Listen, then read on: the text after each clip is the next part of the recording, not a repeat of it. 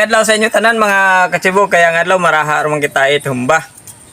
Ja, may veteranos kita nga ang ana nga ulo kaya gin raha natin payok kag kurbasa nga to, madulurulas ba kag nga nga ikog gindapon natin kagang tenga ay parte kalawas imo natin mahumba. May kalayor kita nga nagahara-hara ang ato panakot. Tuyo, asin, sibuyas, bawang, star anise, laurel kag buo nga paminta kag ating asukal. Limpyo man niya, umpisaan din natin. Ang ating nga style niya, kung mga style niya, yung iba ay ginaparito bago iumba. Mabutang kita itang asin.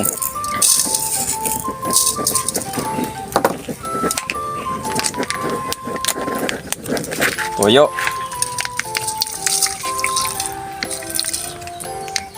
Buson na. Gamay man lang yung tuyo ang ibakal natin.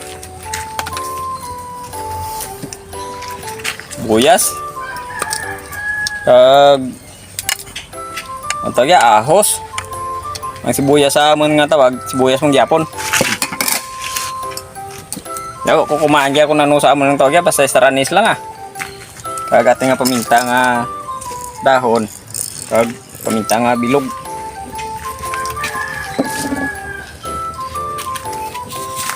Dumanon tatanan ng ating nga mga panakot salamay.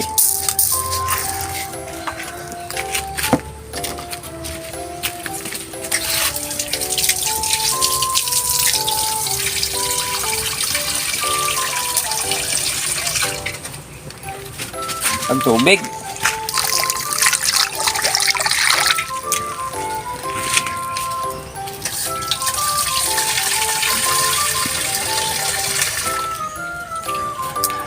Gangan ka tubig ay lagaan natin ng tubig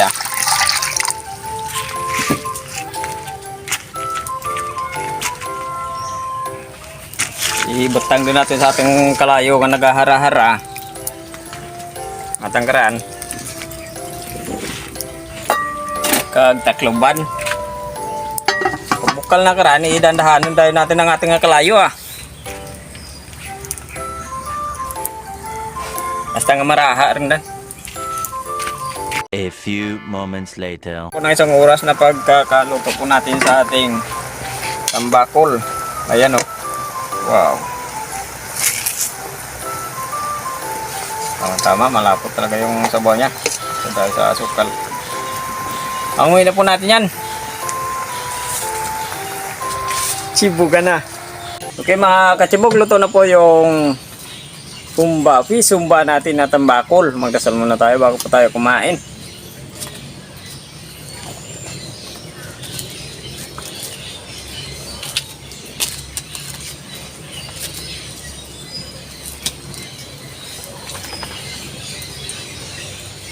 Hinintay natin.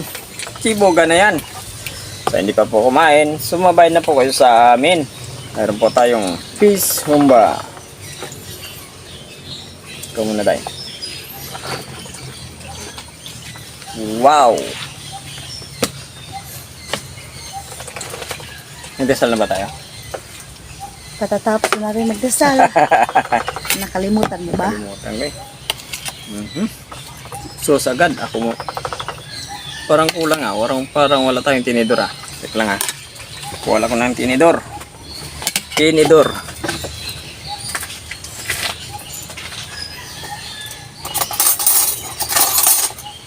Ayun.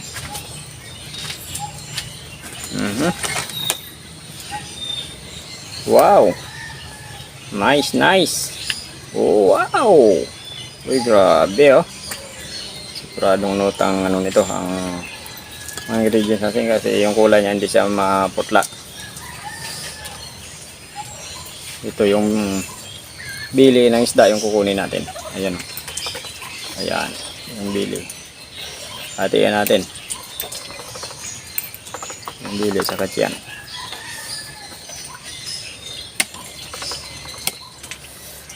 This is for you and for me. Ayun. Lagyan natin sa gitna. Yan. Grabe. Sus pa lang, ulam na. Ay, grabe, parang kindi itong sus natin ah. Masyadong malapot. Masyadong malapot.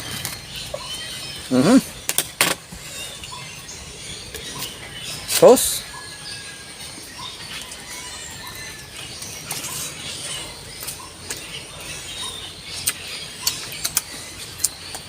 Wow. Masarap. Masarap.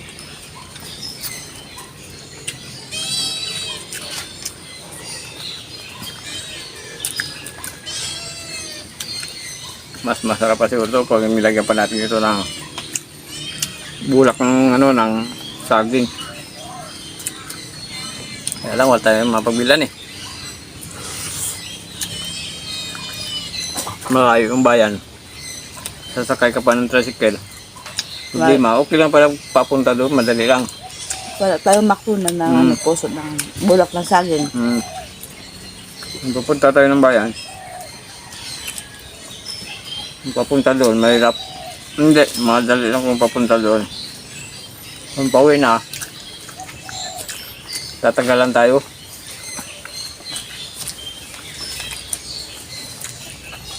Kasi yung tricycle ngayon, pila-pila. Pag hindi mapuno yung sasakyan, hindi atakbo. Akala ko akala ko karne lang yung hinuhumba. May isda pala. Isda rin, pwede rin gawin sa isda, sa manok. Kahit ano. Sa baka, pwede rin yan.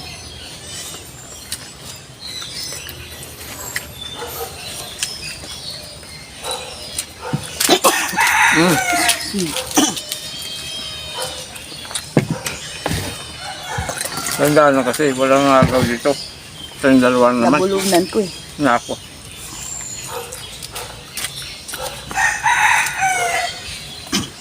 Mabango siya.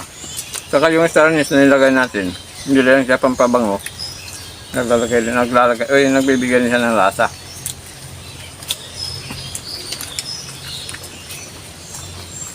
Matamis siya kasi nilagyan natin ng asukal.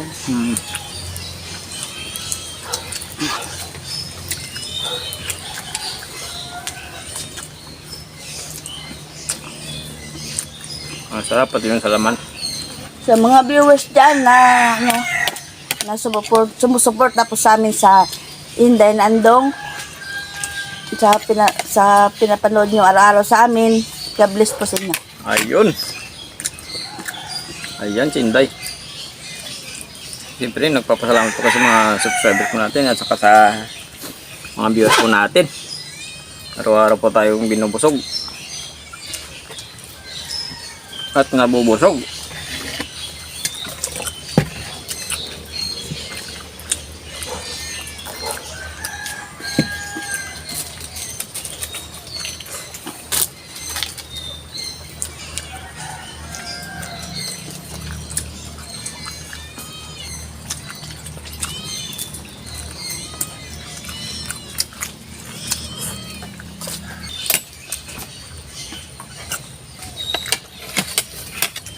Sarap talaga ng suso, ang lapot.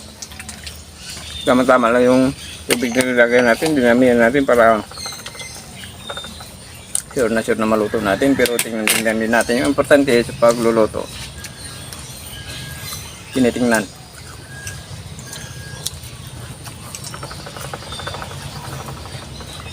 Depende sa niluluto natin.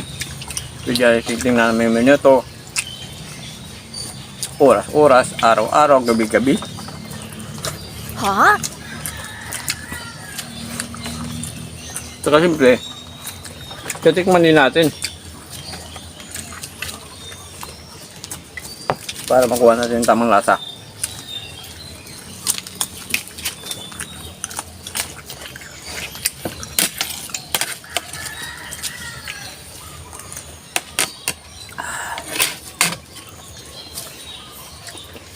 Dabis pala itong isda natin na ginawang Umba. humba. Tinatawag sa po ah. Natututo lang naman po ako magluto nang dahil po sa mga katibog po natin. Sa mga manunood na po.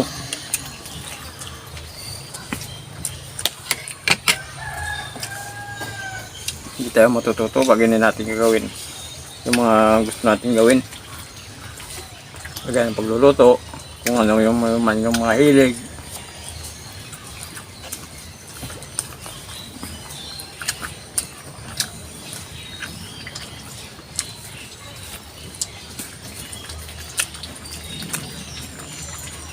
Basta pag gusto may paraan.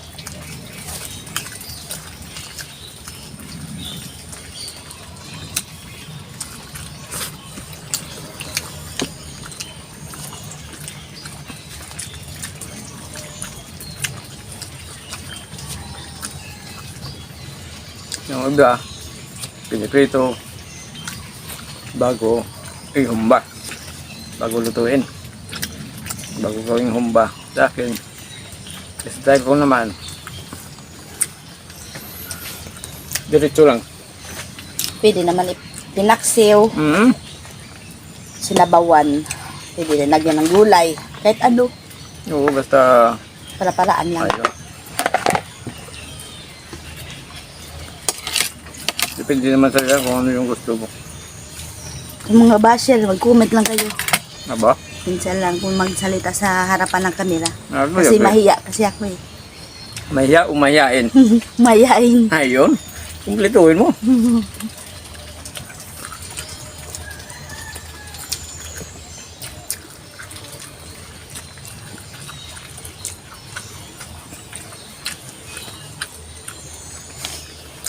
Sarap talaga ng ba natin.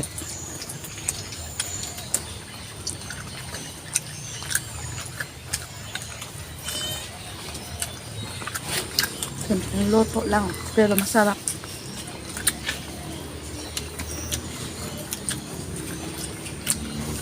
Mula nang na-vlog ako, dito ako natutong magluto ng marami. Kahit anong luto. Minsan patsam, minsan nakatama rin. Chamba. Yung patsam kasi parang ano lang yan eh. Parang nakatama ka rin eh. Ayun. Wow.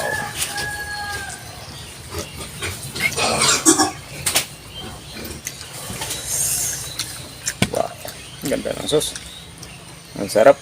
Parang lasang karne. Naku, ayaw mo tusok ah. Ulam day.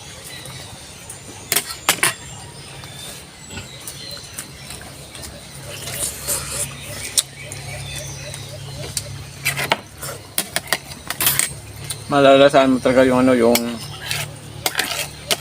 karanis.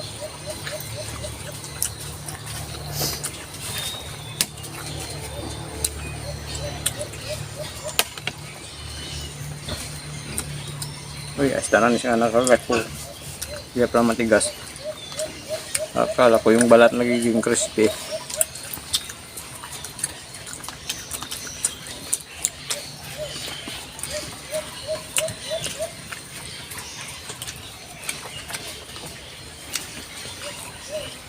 Sunod na sunod naman yung araw namin.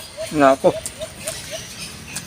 Thank you na marami po sa mga kasibog po natin. Sa hindi pa po pala nakapag-subscribe sa channel namin, pag-subscribe po. Pag-share rin po kung may time po tayo. Magpindutin po ng notification bell para updated po tayo sa mga bagong videos. At sa tingin ko sa Inday ngayon lang nakakatikim ng Fishomba. Pisumba. Kumain ka rin dyan, magbabasa akong sarap. Okay, sa na po tayo mga katibog.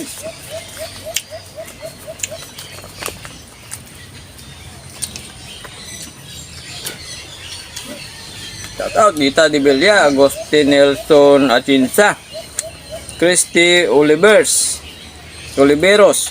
Sibina Esguera, Umaya Alamada, Annabel Kimado, Josephine Maranan, Maria Leonhard, Punski Misuno, James Katimpo, ni Birina Lopez. So ayun, shout out po sa inyo lahat mga katibog. Saka maraming salamat po sa mga subscribers at saka sa mga viewers po natin.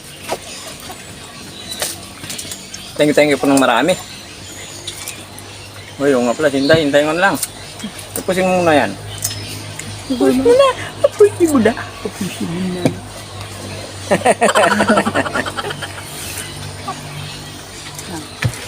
Ayun.